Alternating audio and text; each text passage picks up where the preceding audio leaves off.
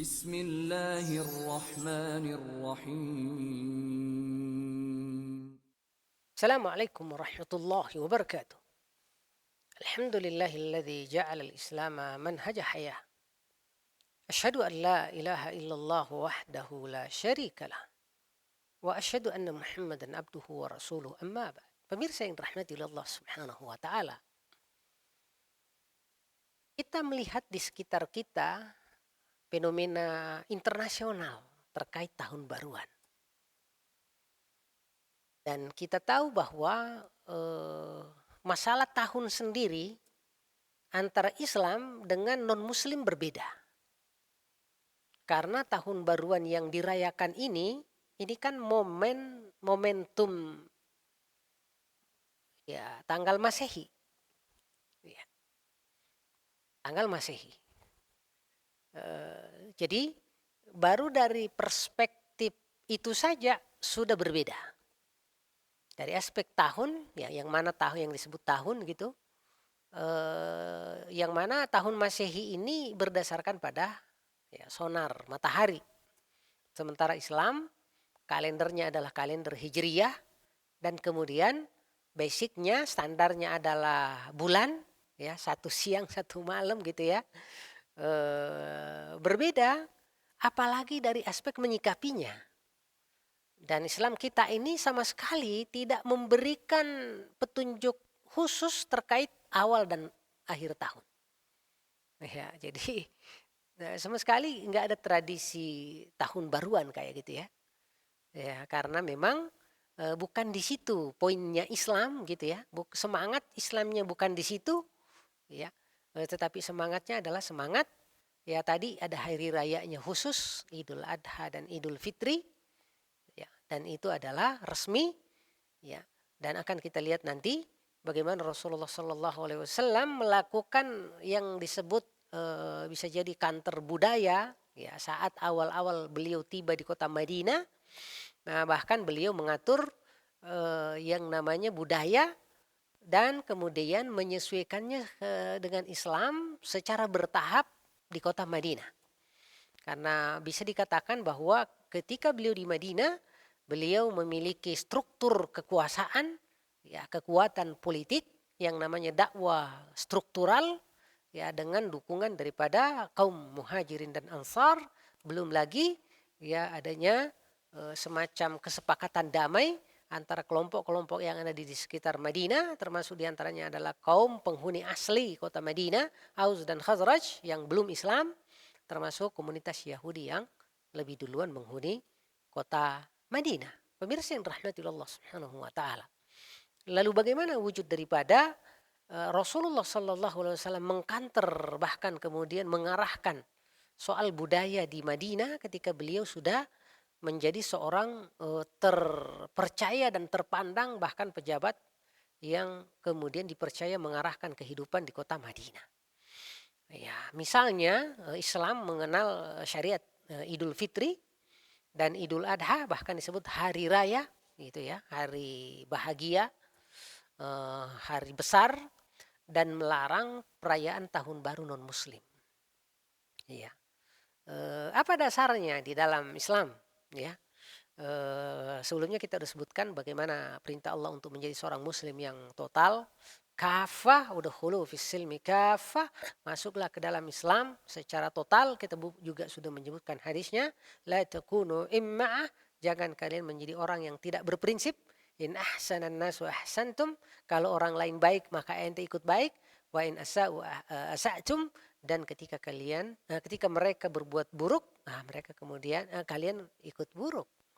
Bahkan kata Rasulullah Sallallahu Alaihi Wasallam dalam sebuah hadis ya kata beliau la tattabi'anna sunana man kana qablakum, dipastikan kalian akan terbawa terikut latah dengan tradisi orang-orang sebelum kalian, hatta walau dakhalu juhra dhubbin, sampai mereka pun masuk ke lubang biawak, la dakhaltumuhu, kalian pun ikut-ikutan ikut masuk tanpa kalian tahu, tanpa kalian sadari, tanpa kalian pahami. Padahal Islam ini harusnya jadi pemimpin, bukan menjadi pengikut. Ya, tapi muslimlah yang kemudian sebagai dalam tanda kutip oknum yang tidak memahami tradisi dan ajarannya sendiri, lalu dengan begitu mudah terbawa oleh ya arus-arus budaya yang justru bertentangan dengan keislamannya atau ya umumnya kita sebut ketidakpahaman dengan baik. Dan karenanya kita sampaikan seperti ini agar memberikan penyadaran dan kemudian memberikan nasihat kepada sesama muslim supaya kita memiliki integritas budaya, integritas keislaman, integritas hamba Allah yang memiliki kasih sayang terhadap manusia sehingga mengharapkan mereka untuk kemudian bersama-sama menuju ridho dan ampunan Allah Subhanahu wa taala. Pemirsa yang dirahmati Allah Subhanahu wa taala, sebuah hadis Anas ibni Malik, kita kenal semua Anas ibni Malik ini, ya salah seorang yang pernah kerja bersama dengan beliau begitu lama, dan kata beliau tidak pernah sama sekali mendengar di rumah beliau ada suara tinggi gitu ya. Dan itu seperti tadi lama waktunya, artinya bahwa memang Rasulullah itu luar biasa ya. Qala Anas ibni Malik melaporkan kalimah Rasulullah sallallahu alaihi wasallam al-Madinah ketika beliau kemudian hijrah ke kota Madinah.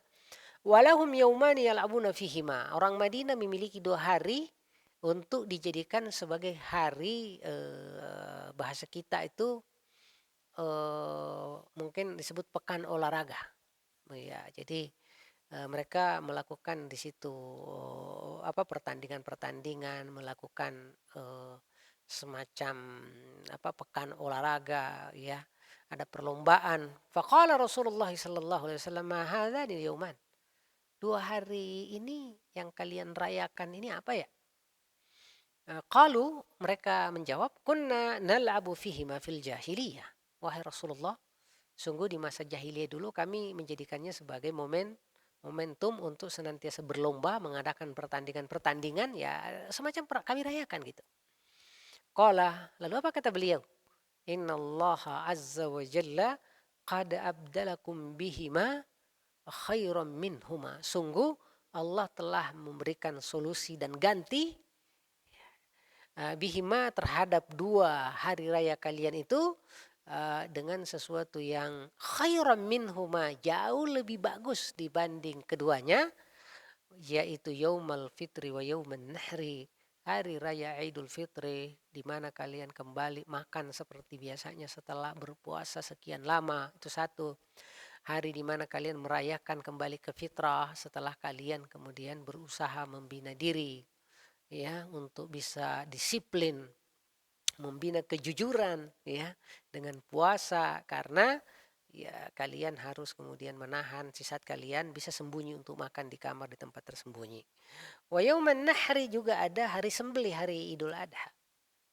Itu adalah hari yang mana ketika Allah jadikan sebagai hari raya, ya jadikanlah itu untuk tempat melakukan perayaan ya, termasuk sebenarnya dianjurkan adanya aktivitas olahraga wallahu alam, misalnya dengan pertandingan, dengan perlombaan justru di hari raya Idul Fitri atau Idul Adha. Walaupun itu belum mentradisi di kita. Kenapa? Karena kalah oleh tradisi mudik. Ya, tradisi mudik di bulan Ramadan ya, dan kemudian di hari raya Idul Adha cenderung kita lebih banyak fokus ke penyembelihan hewan kurban, lalu kemudian setelahnya udah kecapean, tidak ada lagi istilah kayak misalnya turnamen bulu tangkis, misalnya turnamen sepak bola dan seterusnya. Padahal secara ajaran itu disupport oleh Rasulullah Sallallahu Alaihi Wasallam. Semoga dengan penjelasan seperti ini menumbuhkan kesadaran, menumbuhkan sensitivitas tentang identitas asli kita sebagai seorang muslim yang menjadi fitrah manusia, yang kemudian menjadi standar yang Allah hendaki untuk menjadi sikap kita secara resmi sebagai manusia-manusia masa depan, manusia-manusia yang berharap ridha dan ampunan Allah Subhanahu wa taala. Wallahu yatawalla salihin. Assalamualaikum warahmatullahi wabarakatuh.